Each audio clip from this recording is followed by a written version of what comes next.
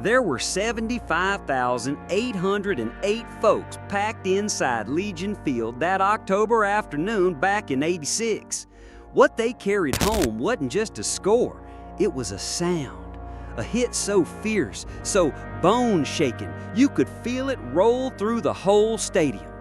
One play that dropped a quarterback flat, broke a curse, and turned a Birmingham boy into a legend. And even now, nearly 40 years later, you still hear folks say, "I can still hear that hit," the day one collision echoed into forever.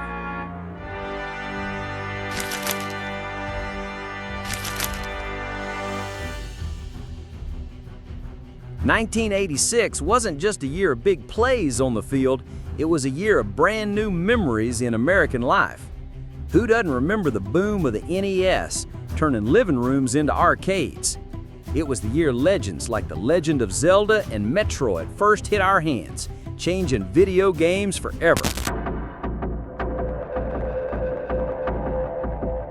But it was also a year of sorrow.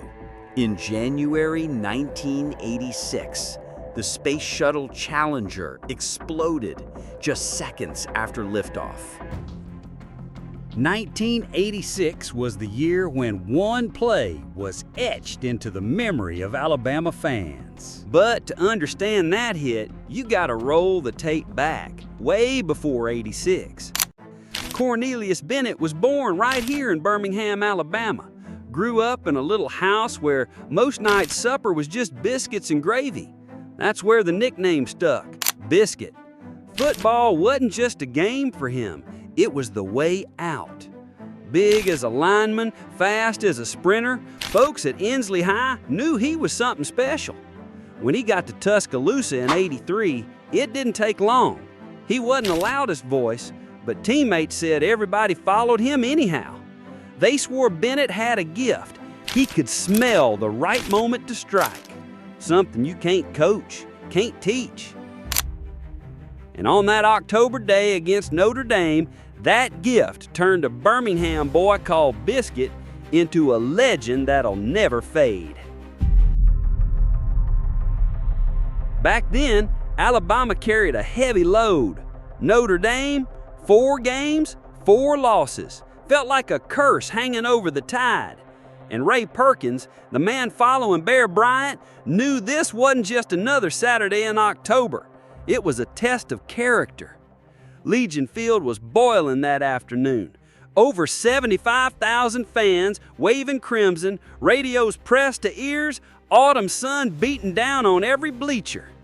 Out there on defense, wearing number 97, stood Cornelius Bennett.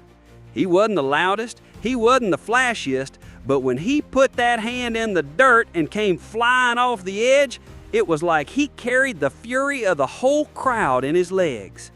The clock ticked, the game was tight, and you could feel it. Fate was fixing to show itself. First quarter, ball in Notre Dame's hands. Quarterback Steve Beuerlein drops back, rolls to his right, eyes downfield. But from the blind side, no one calls out. Number 97's already coming, like a missile in crimson. Cornelius Bennett blasts through that line with fury, every step shaking the ground. For just a heartbeat, time froze. The whole stadium held its breath. And then, the sound.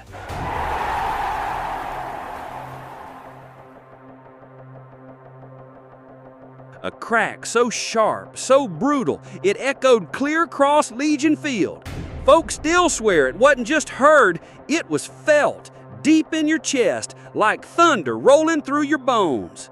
Steve Beuerlein hit the turf dazed. Later he'd say, "I saw mouths moving, but I heard no voices."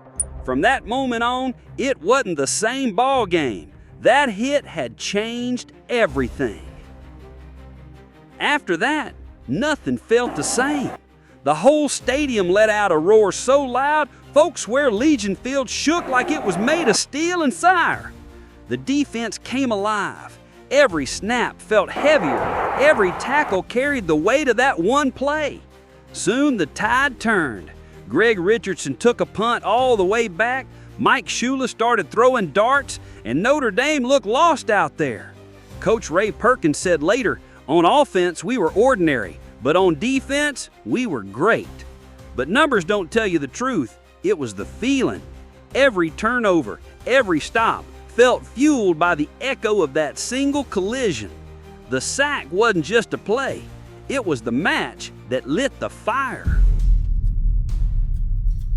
Long after the final whistle, folks knew they had seen something more than football. That sack wasn't just a play, it was a statement. Alabama finally broke the spell against Notre Dame, and it came on the back of a boy from Birmingham who once only had biscuits and gravy on the table. Steve Beuerlein, the quarterback who hit the ground that day, still remembers it clear as yesterday. He said, "I saw mouths moving, but I heard no voices." That's how hard the blow landed. The hit became so legendary, artist Daniel Moore painted it on canvas, rare honor for a defensive play. And if you talk to fans who were there, they'll tell you the same thing. They didn't just see it, they felt it. Over the years, plenty of games have come and gone. Wins, losses, heartbreaks, miracles. But ask any Bama fan what stands above the rest, and sooner or later, you'll hear about the sack. And now it's your turn. Were you there in '86? Do you remember where you were when Bennett came flying off that edge? Maybe you were watching on a little TV in your living room. Maybe sitting next to your daddy or your granddaddy.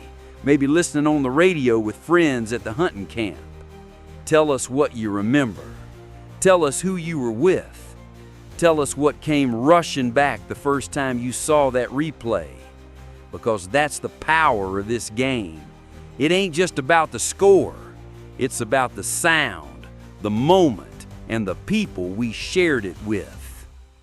One October afternoon in 1986, 75,808 voices held their breath, and one collision, one sound rolled through time, straight into the heart of Alabama football forever.